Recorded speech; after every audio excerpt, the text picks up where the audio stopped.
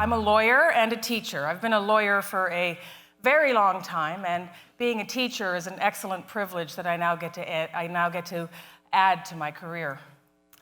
I was thinking about this theme that we have for the day, this theme of uncharted, and trying to come up with things that come from my career that I can bring to this audience, which I know that the audience is, for the most part, young people. And so I came up with a thought of advice for my younger self. And this was intended originally as professional advice, but as I went along, I came to realize that aspects of this advice apply to all portions of my life, and hopefully portions as well of yours. I boiled it down to 3 things. Those 3 things are to be wrong, to fail more, and to dumb it down a little. So, lesson number 1, be wrong. The great thing about being wrong is that you're not always wrong. The fact that a lot of people agree with you does not make you right. And the fact that a lot of people disagree with you certainly does not make you wrong. When I was 19 years old, I worked in a federal government office. It was my first big job, my first real job after a series of Joe jobs. And I was freshly out of university, and dozens of people worked in this office, and a lot of people smoked. People walked up the hallway smoking a cigarette. People would come into your office and for a meeting and light up a cigarette, staff meeting, same sort of thing. And I kept this big ashtray at my desk. I had a high traffic spot, and I had a large glass ashtray with concentric circles. The young people here, your parents would remember this ashtray. And oftentimes it was overflowing with cigarette butts. Never really thought much of it. One day at lunch, a friend of mine, one of my coworkers, announces to us that she had joined an anti-smoking lobby. She was joining a non-smokers' rights group. And the purpose of this group and the purpose of this lobby was to lobby the government to ban smoking in government offices. What? You can't do that. What are people supposed to do? Go outside every time they want to have a cigarette? Well, what about the winter? It's Ottawa, for God's sake. And besides, what are they going to do? Every single time, the government will shut down. And look at us now. Ontario, you can't even smoke outdoors in a public park. Okay? I was, as a lawyer, I had to go through and enjoyed going through a process called articling. It's sort of an apprenticeship, and you get linked to a senior lawyer who mentors you for a year before you do your exams and hopefully pass them, and then you're called to the bar. And I was lucky enough to article under a principal, as they're called, who was a smart and funny and very kind man. And I'm not only saying those things because he remains one of my dearest friends and always buys the beer when we get together. And he sent me off to court one day on some errand, and so while I was there, I was privy to a conversation about a lawyer who asserted himself or offered himself as having been unbeaten in court. Unbeaten in court, how terribly impressive. When I got back to the office, I went to my principal and I was telling him about this conversation. And he barely even looked up from the page that he was reading from. And he just said, doesn't sound like a very good lawyer to me. What? Wait, what?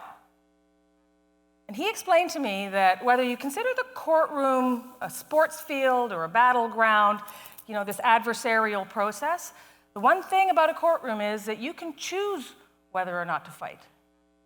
And that in his view, a lawyer who was unbeaten in court was far less likely to be demonstrating some exceptional skill and far more likely to be choosing his or her battles very carefully. Brings me to my next point. Fail more. Seemed like a nice group, and I'm going to tell you guys a story that my mother and my children hadn't heard. It's the story of the greatest failure of my life. I was 15 years old, and I went to a garage with some friends of mine where some teenagers were playing in a band. And they were doing Another One Bites the Dust by Queen. And the band was doing a reasonably good job of it, but the lead singer was mangling the lyrics. And I know this because at that time, I was the queen of Queen. So he's mangling the lyrics, I'm hanging back, and finally I lean over to a friend of mine and I say, hey, he's singing it wrong. And she responds, hey, Karla says you're not doing it right. And this lead singer, quite graciously and without any challenge, said, why don't you come up here and sing it for us? That was it. That was the moment. That day, the greatest failure of my life. Not because I sang it poorly. It's because I said no. I had sung that song hundreds of times. I knew that song inside and out. And I couldn't do it. Fear of failure in front of a half dozen teenagers was so powerful for me that I missed this opportunity. Can you imagine how much cooler my high school experience would have been if I'd been singing in a band? So, fast forward 15 years, I've now graduated high school, not having sung in any bands, I'd like to point out. I've graduated from university and from law school, we're done the articling, I'm called to the bar. I'm now a fully fledged lawyer. My mother and father very proud. I go off to court one day, and I'm the duty counsel. And the duty counsel is a very fun, I think, and exciting kind of thing to do. As the duty counsel, you're the lawyer for people who are there who can't afford to have lawyers of their own, but they're also, their income is not low enough to qualify them for legal aid. So it can be like an emergency room of legal problems. A great learning ground, kind of stressful sometimes, but quite fun. I'm doing this job, as I said, as a fully fledged lawyer. I'm running this day, and there wasn't supposed to be much going on. And this young man comes to me, and he has a very difficult problem. He has an urgent need to move to the western end of the province with his 3 children. And the difficulty is that he's no longer in a relationship with the mother of these 3 children. So she, as you can imagine, had a serious objection to him making this move. He was there that day after a series of other appearances to which I had not been a part. He was there that day to ask the court's permission for him to be able to move away with his 3 children. It's a very complex problem. In the law, in family law, we call this a mobility issue. And in today's transient society, this is quite a serious matter, and it comes up quite frequently. And here he wants me to go in and argue this thing for him.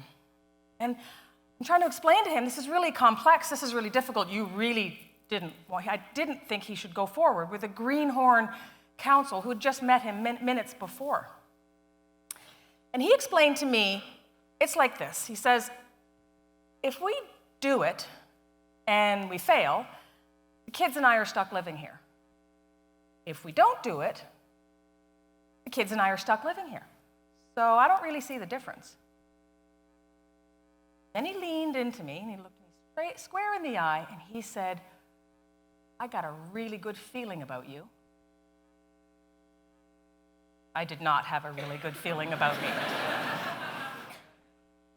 But I did have my instructions, and so it was time to suit up. Now, many of you will know that lawyers, we get to wear these quite neat outfits. I have a nice, elegant black waistcoat. Some people call it a waistcoat. They're wrong. White tab collar, white tabs coming down here, and the wingtip collar and the white tabs, and this black gown that has these nice squared off shoulders and is very long, gives you a real sense of authority and purpose and responsibility. I am Batman. Well, I didn't have mine with me that day because nothing was supposed to be going on. And so here I was going forward, my first day of court, or my first time to be arguing a motion in front of the court, and I didn't even have my gear. I go searching through the courthouse. I found some that had been left behind. This person was much shorter than me, but there you have it. I'm standing in front of the court with my borrowed gowns ready to go down in a ball of flames. And we prevailed. He got to move. I was wrong to have tried to talk him out of it. He was right to push me forward. And I have carried that young man and his story throughout my career as a litigator. So, how do we do it? What do we do to let go of our fear of every little failure? At some point, failure stopped becoming something that was on its way to your success, and it started becoming an outcome all of its own. How do we let go of that? When you're swimming upstream, when people are considering you wrong, how do you let go of that? And that's lesson number 3. Dumb it down. Start by focusing on what's really important. I mean, really important. And then just, you push the rest of the stuff away. Okay? And then, think about yourself the way others think of you. Now, bear with me on this one, because people say, oh, whatever the people think about you, that doesn't matter. And what other people say about you, that doesn't matter. And that's ridiculous.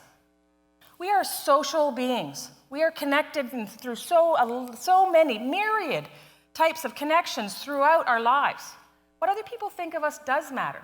But what I want you to do, especially professionally, but I think this applies personally, is to stop overthinking how much they're thinking about you. You know that noise in your head all the time?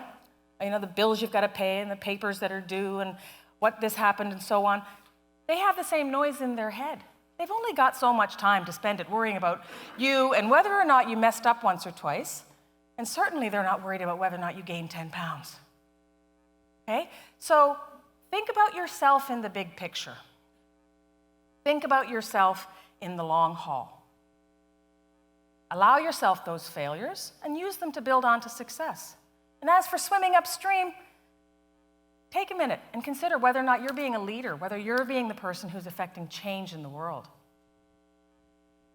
Which brings me to my work, fairly briefly. I am running a legal clinic. We just started this legal clinic a year ago. We got the university got some funding from Legal Aid Ontario and handed this responsibility over to me. It's an innovative clinic. We're doing things very differently. We're doing things differently than they are doing them anywhere throughout the province with regard to this type of legal clinic. So, in terms of being wrong, I'm okay with that. Because we're doing more, we're doing it with less money, and we're really making a lot of tremendous change. I'm doing this with 24 law students, some of them volunteer, some of them credit students. What an amazing bunch of people, and what an amazing way to spend the second half of my career. And being wrong in that context, I mean, lawyers are a very traditional bunch. Okay, they have they're very focused on how things have been, and they take change very slowly. I'm taking change really quickly. So, failures, I started the thing with 8 students and a wheelie briefcase. And you can imagine that building this project from scratch, we had a tremendous number of small failures, particularly failures of process. With our focus always being the students learning and our main focus always being the clients receiving service, low-income clients dealing with access to justice issues in family court of all places. As for dumbing it down, the truth of it is, I didn't really give a lot of thought to whether or not me doing it differently mattered to anybody else. And this was not a deliberate choice. I'm inviting you to dumb things down fairly deliberately. I've apparently acquired it as a habit.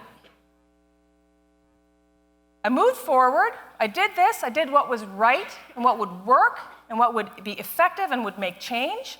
And by the time I found out that there was pushback, it was too late.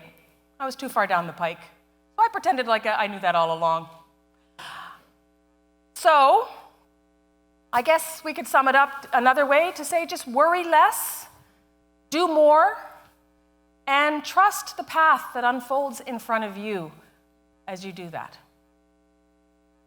And so now, especially for the young people in the audience, my invitation to you is to go and you tell your moms and your dads and your grandparents that you went to Queen's University, one of the foremost educational institutions in all of the English-speaking world. And a really smart lady there with 3 degrees told you that you need to be wrong, fail more, and dumb it down. Thank you very much.